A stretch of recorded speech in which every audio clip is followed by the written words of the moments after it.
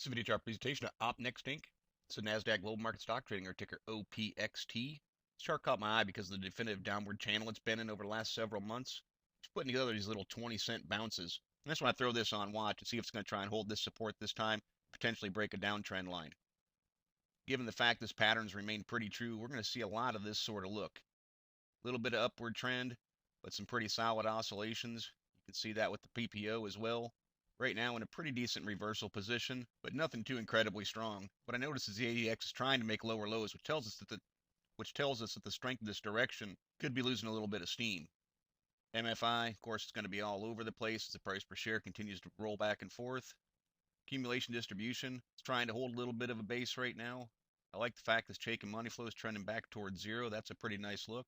Buying and selling pressure is somewhat equal.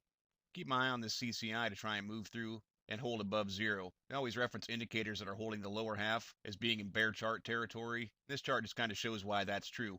Difficult time moving through zero and holding on the upper half. Early on, but Full Stowe is trying to show a little bit of momentum coming into it. Nothing too special at this point. Trix is trying to put together a little bit of an upward trend. We'll look for some more definitive highs to be made. Again, RSIs. See the longer terms, the red and gold line 14 and 21. Going back many months, they just can't seem to push through 50. Momentum is definitely staying in bear chart area.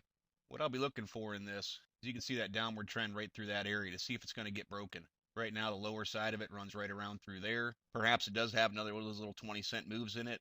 But if it can break through and push through this downtrend line, something like that, and then come down, if it can test the top side of that trend line and hold it as a support level, and then potentially make another move upward, that's the type of thing that I'm looking for in these sort of channels. It's not uncommon for it to make the breakthrough and then hold it as a sort of dynamic support.